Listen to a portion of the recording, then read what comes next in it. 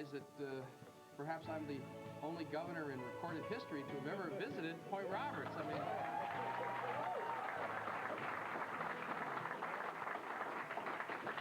I have to tell you, I've been feeling very guilty these many, many years because we hadn't made it up to Point Roberts, and I thought that, you know, every governor comes to Point Roberts.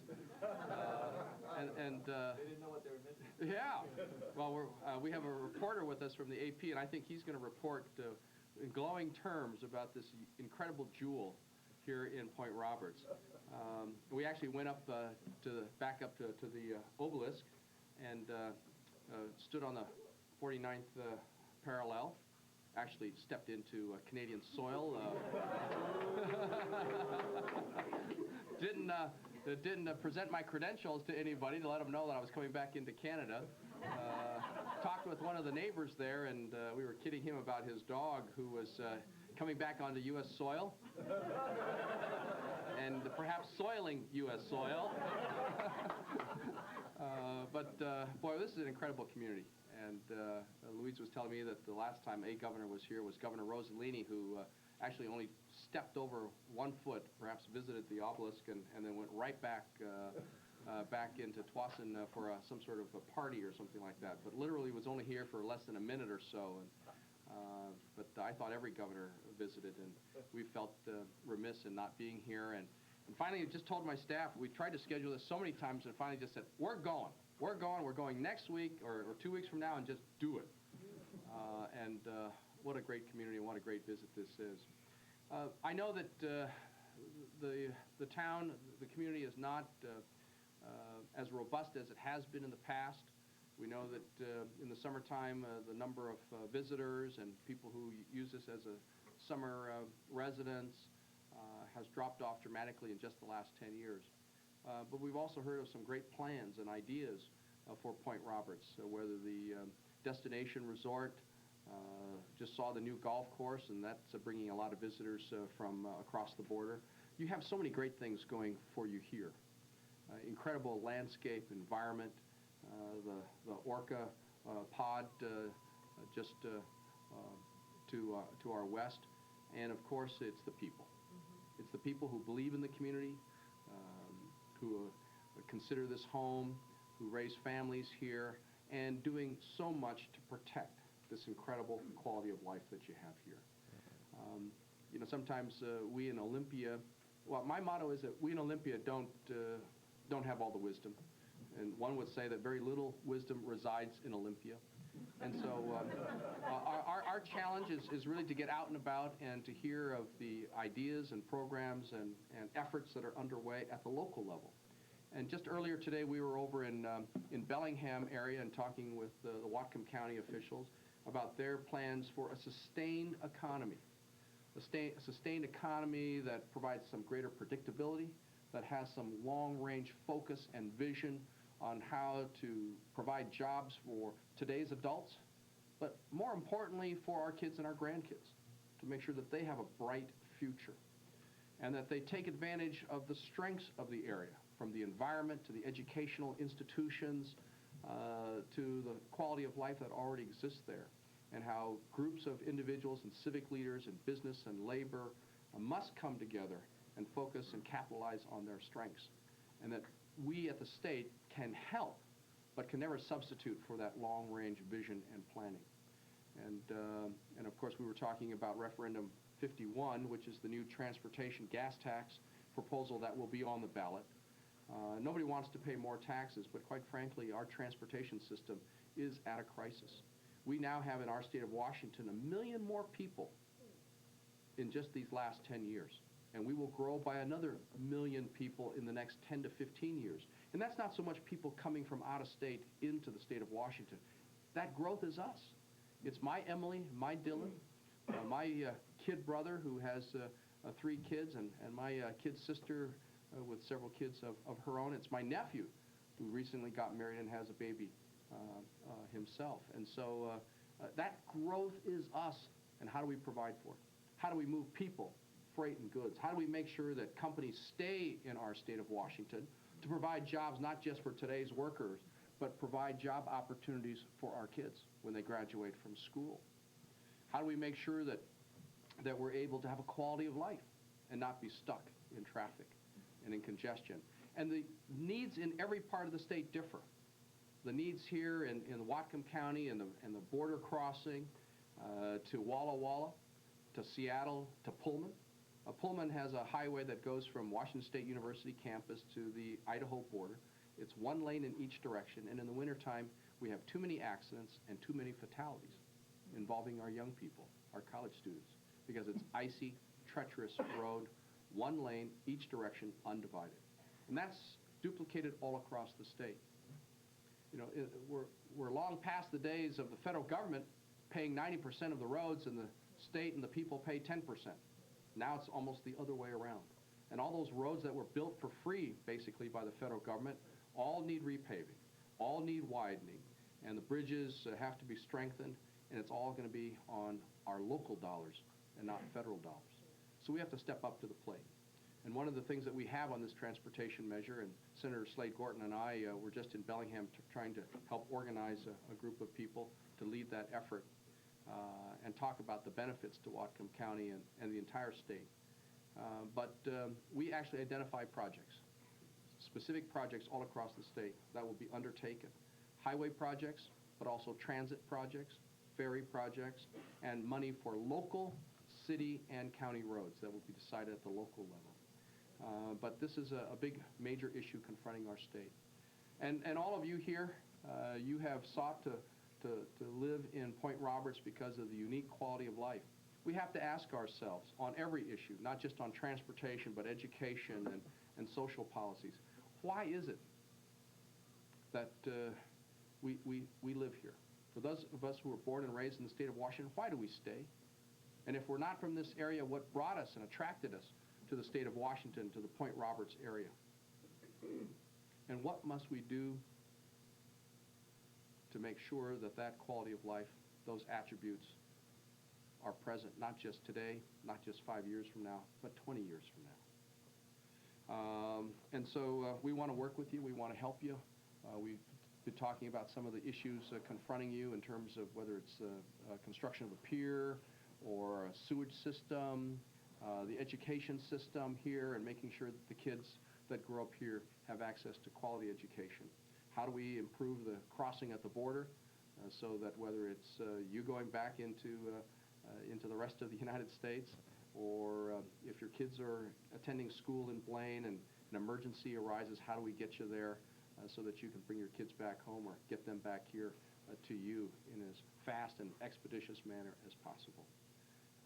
So it's really a pleasure to be here. It's really a pleasure to be here, and I'm glad I'm perhaps the first governor in recorded history to spend more than a minute in Point Roberts.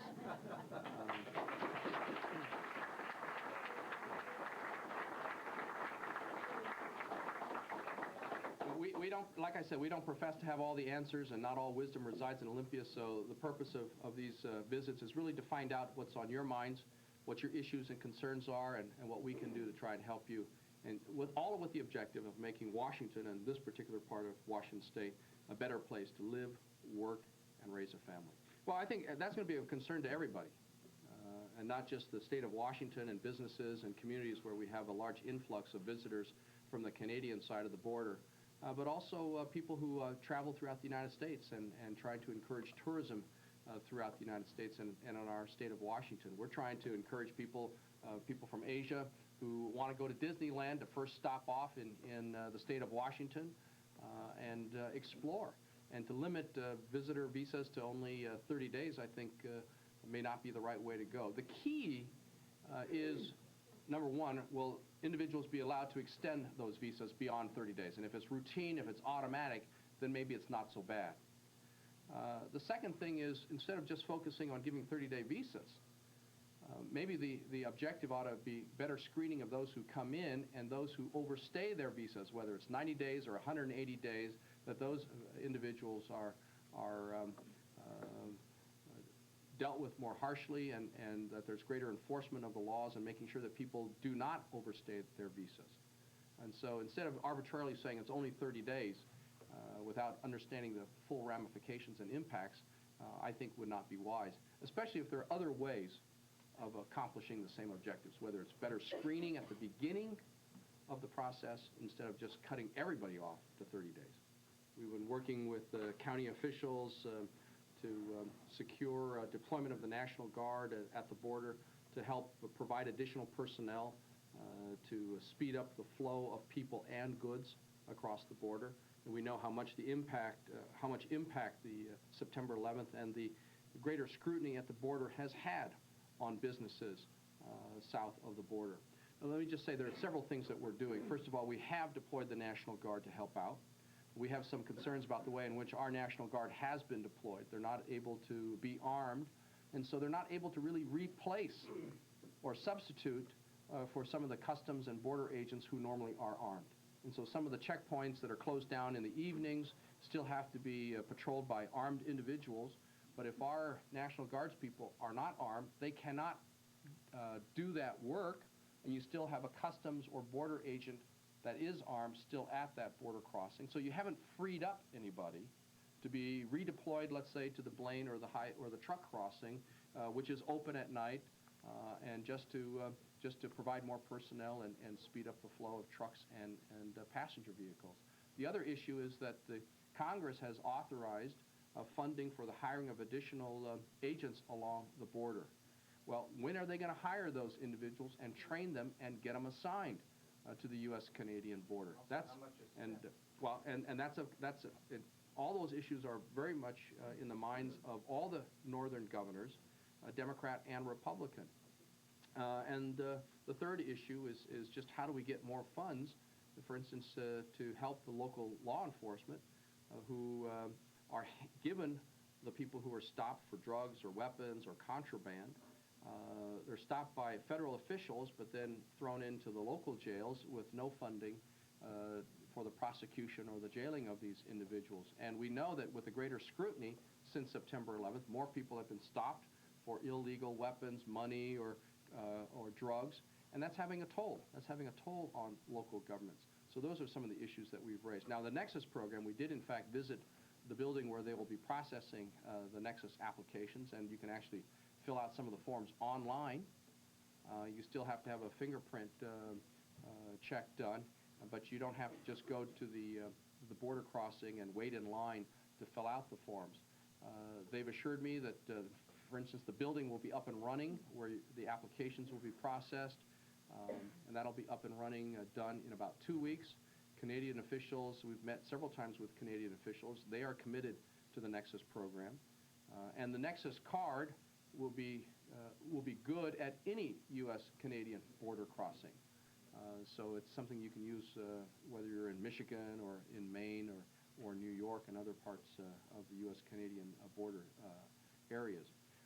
But they expect to have the Nexus program up and running by the end of June. And the Canadian officials have promised that they'll be able to turn around their screening of those applications within 24 hours. So we're hopeful, but we're going to continue to monitor the situation. But again, we do need more resources, people, investment on our U.S.-Canadian border so that we do not have long waits at the border, because we don't want those disincentives for people to come into the United States, and at the same time we don't want disincentives for American citizens crossing over the border, whether to go visit Vancouver or to come here to Point Roberts. Let me just say that I think that Point Roberts is very unique, and there may not be another community anywhere else along the U.S.-Canadian border so unique. And maybe we ought to try to approach it as almost a dual citizenship, so there's a little bit greater flexibility and greater ease in going across the border, whether from the lower 48 into BC on your way back to Point Roberts, or from Point Roberts into Canada into the United States, into the mainland. So I think this is so unique that we should not treat people as if you're completely foreign aliens coming into the United States. Actually, one of the major initiatives that I've had as governor of the state of Washington these last several years has been economic development in rural parts of Washington, and especially outside, rural distressed areas, and then all of rural areas. We actually have a lot of tax policies in place, tax incentives for companies to locate in rural parts of the state. For instance, we have incredible tax incentives, almost not having to pay any business taxes for telecommunications companies located in rural areas.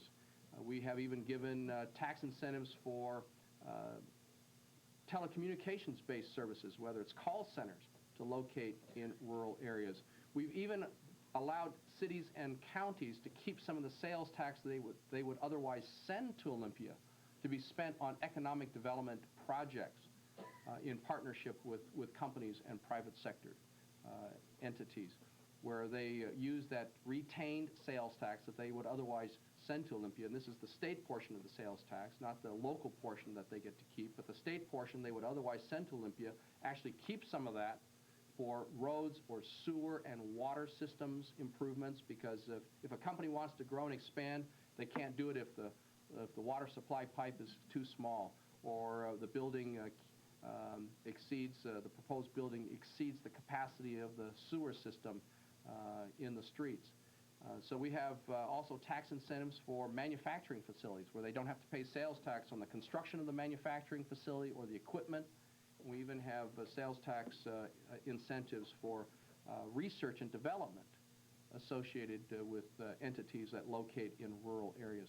So we actually have a lot. And one other thing that we did was to authorize the ports and the PUDs to offer wholesale telephone service in rural areas, because we know that some of the large telephone companies would love to spend their money improving the quality of telephone service in the urbanized areas, where you have a lot of people, a lot of businesses, and it's very cheap to put in fiber optic and advanced modern telecommunications in a highly dense area.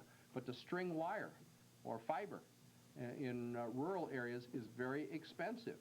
And so we actually passed legislation to allow the PUDs and the ports to engage and offer wholesale telephone service and to provide the modern advanced telecommunications. And then we also provided a pot of money where we actually did the last bit of wiring, the last quarter mile or the last 100 feet, or brought the advanced telecommunications into a specific building if we knew that a company was planning on locating in that particular building. We have in the past had a variety of different programs where we offer extra funding above and beyond the normal allocation for the establishment of schools in what we consider remote areas. And the education system here and the school here in Point Roberts has been the recipient of that in the past. I don't know what the level of funding...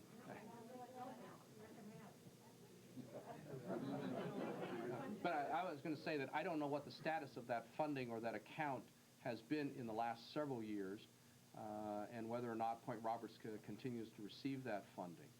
Obviously, these are tough issues because, Point Roberts is a very unique and very special community. But there are similar, not similar border-type communities in the state, but we also have other parts of the state where, for instance, you have a school that is kindergarten through 12th grade, in which you only have about 12 graduating seniors a year in that particular building. What type of quality education do they receive, and type of social activities? They really can't put together any type of athletic teams together ever. But those are the trade-offs that the parents have accepted when they decide to locate there. Now here you have a very unique situation because of the border crossing. And so number one, we need to reduce the time of getting kids across the border into schools, especially back into the Blaine area. I understand. And then the other issue is, can they really have an enriching, meaningful extracurricular activity, whether it's after-school education programs or school activities, if the commute is that long? And I don't know when the buses leave to pick them up, and whether or not the bus schedules effectively deprive the kids of being able to participate in the schools. And we're all concerned about our security issues, especially at the border, the fight against terrorism, how do we protect our families and our communities. But I do believe that America will emerge from this challenge stronger than ever before. But that greater strength will not occur at the national level. It will only occur if every community spends time making itself stronger. We build a stronger country one community at a time. And that means spending more time in terms of volunteer activities, whether it's with our kids in schools as tutors, donating to nonprofit organizations or supporting organizations like the Boys and Girls Clubs or the YWCAs or the Scouts. If we truly believe in a stronger America, we have to start that at home and investing our time and our energy and building up our communities. And that's why we were over at Whatcom County earlier today talking about and meeting with their local people on their vision of a sustainable, strong, vibrant economy that builds on their strengths. And with all the different issues that you face here, you're not going to be able to, we can't solve them in Olympia, but we want to help you solve them. And we need your vision. You don't want a vision imposed by legislators and government officials who know nothing about your area. You need to chart that blueprint for yourselves, for your community, and then take advantage of the variety of state programs, whether rural economic development programs and a whole bunch of funding programs that offer no interest or very low interest loans and even outright grants to help you achieve that vision. And that's what we're here for. Well, thank you very much, and this has really been great, and I have to tell you, apologies again for not coming sooner. I've long wanted to come to Point Roberts, and I'm glad that we finally were able to schedule it and able to do it. And I have to tell you, I was never expecting such a large turnout. I thought we'd just kind of come in and drive around and visit with people and do this, but this incredible outpouring of interest is very, very gratifying and heartwarming, and it shows that really it's a testament to what a special community that you have, what a tight-knit, close community that you have, and it's a great part of our state of Washington. Governor Locke, this is a unique time and a unique period here for Point Roberts. What did you think of it for your first visit? Well, first of all, this is an incredible community, very, very special, very close-knit community with a lot of spirit and enthusiasm and obviously commitment to maintaining this very special quality of life, but also trying to address the challenges in terms of industry, jobs, health care, schools, and, being kind of isolated and having to go through Canada every time you want to come here from the rest of the state of Washington presents a lot of challenges. And I know that the people here were trying to raise those concerns about the border crossing and things like that, or the difficulty of attending school over in the Blaine area. So a lot of good points raised, and we want to help people. We want to help people, and we want to try and meet with people, follow up on some of the issues here, and see what we can do to improve things. What do you see the government down in Olympia being able to do to help the people and the businesses with the border problem at this point? I've been very concerned about the border problems ever since September 11th. The federal government has been too slow to beef up security and bring additional personnel to the border to help expedite the movement of people, goods, and freight from passenger cars to buses to trucks. And we've deployed the National Guard, but even the federal government has tied the hands of those National Guardsmen, men and women, so that they're not really able to be as effective as possible in helping free up immigration and customs and border agents to be helping out and redeployed in the other areas that need a lot of attention to help reduce the wait times at the border crossings. The federal government is finally showing some flexibility and expressing an interest, for instance, in having some of our National Guardsmen armed so they can actually take over functions that can only be performed with armed personnel, thereby freeing up the other customs and border agents who are armed so that they can actually help out at the Blaine crossing or helping out at the truck crossing. It took too long for the National Guardsmen to be deployed, almost 6 months after September 11th, almost 5 months after the president indicated that he'd like to have the National Guard deployed, and that's because they were called up by the Pentagon and not through the governor's offices, as all the governors, Democrats and Republicans along the U.S.-Canadian border, were calling for.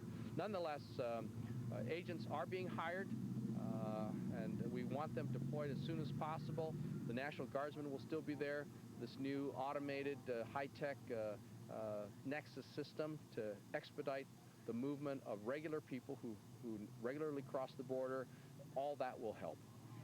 You've also had word on when Nexus is going to be starting operation. Could you tell us a little bit about that? We actually toured the facility where where the applications will be processed, where people can come in to turn in their Nexus applications. You can actually apply online as well, but of course there has to be a fingerprint given at some point, and you can go to this office at the Blaine or at the truck crossing to have that done. They hope to have that office up and running within about 2 weeks, and they hope to have the Nexus system operational by the end of June. So they, in fact, think that there'll be more people using the Nexus system than the PACE system. Great. Now, we also had another concern about medical problems here and getting to assistance and whatnot. Canada's been going through some changes as well, provincially, through funding for their medical system. The emergency ward at the Delta Hospital has looked at being closed down, although it is now being left open but not truly functional. So again, that creates a problem for the people of Point Roberts as an interim source. What can you see happening to help promote that, promote a well-being of having special medical coverage when they need it here? Well, people very much want to make sure that they have affordable and quality medical care when they need it. And we've heard of some of the concerns here, and we've taken everybody's names and telephone numbers, and we plan to meet again with everybody involved to see what we can do to really try to remove some of the bureaucracy and the red tape and just really make sure that the medical needs of the people here at Point Roberts are addressed.